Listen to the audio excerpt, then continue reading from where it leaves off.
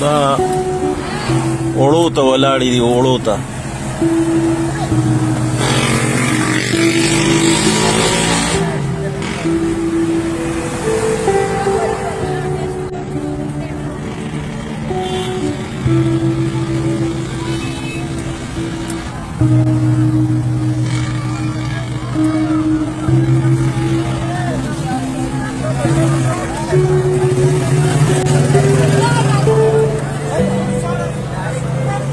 دې طرف ته سړي ولاړ دي